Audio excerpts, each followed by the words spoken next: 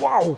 Ah, bonjour! Oui, on a encore changé de décor, et oui, c'est toujours Villebrequin. On est chez les gars de Benzine qui nous accueillent aujourd'hui. Venez là, venez là. Ces deux mecs-là, ils ont un site du turfu. Ils sont super sympas, ils nous accueillent aujourd'hui. C'est en bas dans la description le lien. Allez visiter benzine.fr. Et crame le garage.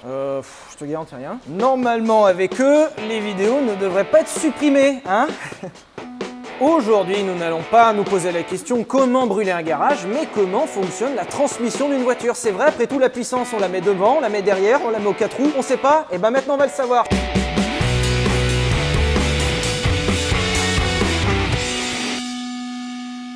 Bon, déjà, pour commencer cet épisode, il faut s'intéresser où est-ce qu'on place le moteur dans une voiture. Ça peut paraître évident, mais le moteur, dans la plupart des voitures aujourd'hui, est à l'avant. Mais pourquoi il est à l'avant? En fait, on le met à l'avant pour plusieurs raisons. Déjà, pour l'entretien. Pour l'entretien, effectivement, on lui alloue un compartiment moteur qui est en général grand et donc qui permet de faire les opérations dessus. C'est juste de l'entretien. Ensuite, l'autre raison, c'est pour dégager un maximum de place dans l'habitacle et aussi dans le coffre. À l'avant, en général, on peut rien mettre, si ce n'est que le moteur, donc on le met devant pour avoir le maximum de place dans le reste du véhicule. Autre raison, c'est pour les accidents. En effet, aujourd'hui, les moteurs vont encaisser la puissance des chocs à l'avant et donc vont protéger l'habitacle du choc. Et enfin, et aussi grosse raison qui fait que les voitures aujourd'hui ont le moteur à l'avant la plupart du temps, c'est pour une raison de comportement. Si le moteur est devant, la voiture va avoir un comportement plus sain et n'aura pas de problème de poids qui vont la pousser derrière comme sur un moteur à l'arrière. C'est pour ça qu'aujourd'hui, on retrouve les moteurs à l'avant. Et ensuite, on va transmettre cette puissance à certaines roues. Mais quelles roues? Les roues avant, les roues arrière? Et c'est la question qu'on va se poser aujourd'hui.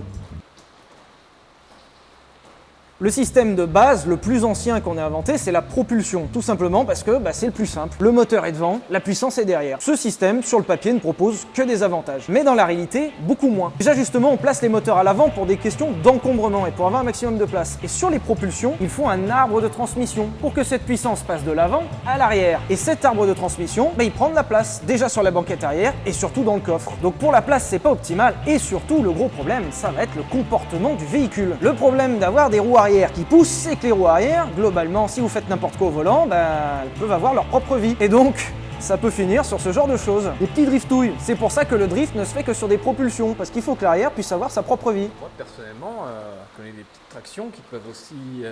peuvent glisser. Oui. Alors ça s'appelle le frein à main. Ah, okay.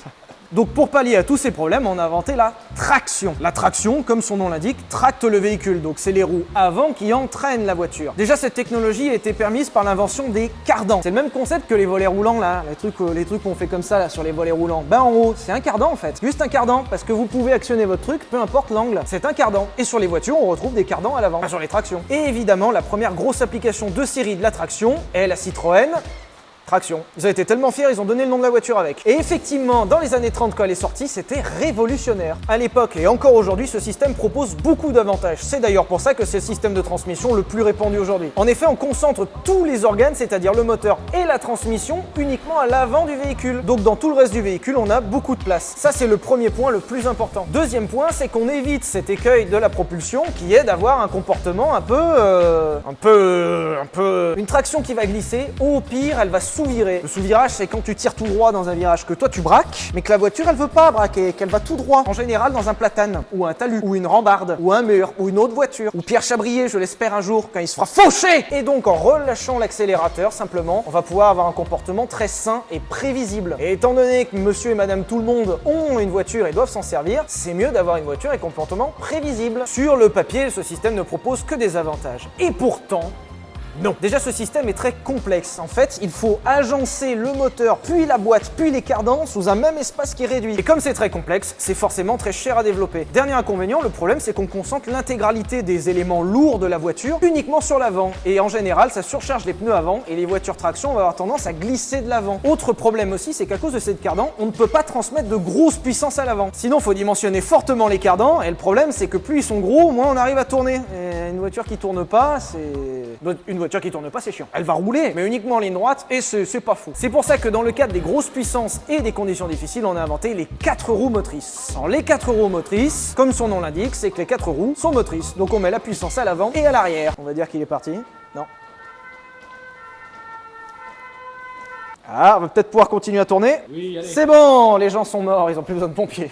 Alors déjà, le premier avantage des 4 roues motrices, c'est qu'on va diviser la puissance non pas par 2, mais par 4. Par exemple, Sur une voiture de 400 chevaux, si c'était une 2 roues motrices, chaque nœud devrait encaisser 200 chevaux, alors que sur 4, elle n'encaisse que 100 chevaux. C'est basique, mais en attendant, c'est hyper efficace. Et surtout, deuxième gros avantage, c'est qu'on va pouvoir distribuer la puissance sur chaque roue à peu près comme on le veut. Et c'est pour ça que la plupart des véhicules tout-terrain sont des 4x4, 4 roues motrices. En conditions difficiles, on va pouvoir répartir la puissance sur chacune des roues. Bon, il y a tout un système de différentiel qui permet aussi de savoir si on envoie à gauche ou à droite ou devant ou derrière. On en fera un Vultec plus tard. Si vous nous le demandez, mettez-le en commentaire si ça vous intéresse. Un Vultec sur le différentiel, on vous le mettra. Ça va les couilles. Non!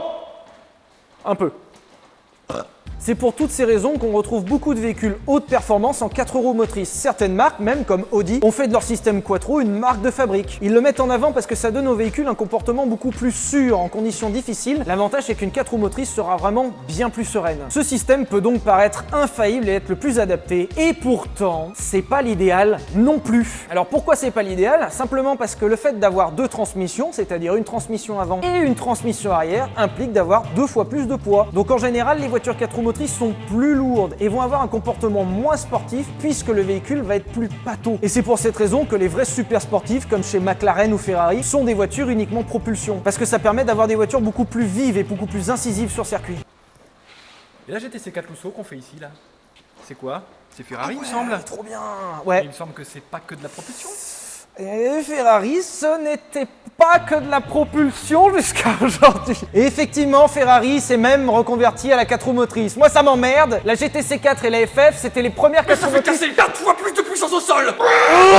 J'ai l'impression que chez Hellbrocken, on respire un peu trop de samplon 98 et qu'on a dû perdre un euro ou deux dans l'histoire. Et effectivement, Ferrari s'est converti pour la FF et la GTC 4 Lusso aux 4 roues motrices parce qu'ils veulent donner un aspect plus accessible à leur voiture et que c'est aussi des voitures avec un usage plus polyvalent. Donc, effectivement, Ferrari a développé un système de 4 roues motrices qui a rien à voir avec les systèmes des autres et on vous fera plus tard un Vultec qui vous expliquera les différents systèmes de 4 roues motrices parce que oui, il y en a différentes sortes. Parce que là, on va pas avoir le temps et ça va être compliqué. Mais on le fera, hein. Promis, on le fera. Et oui.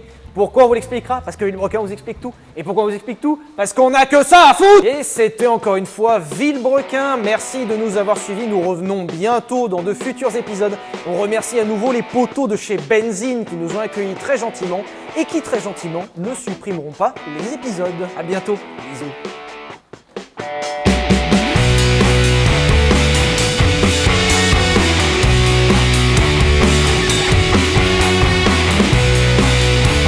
Attention, je précise, ce n'est pas sponsor. Hein. Ah non, Ah, non, non, non, qu'est nenni, monsieur. de notre plein gré. Tape sur l'oreillette, t'as raison.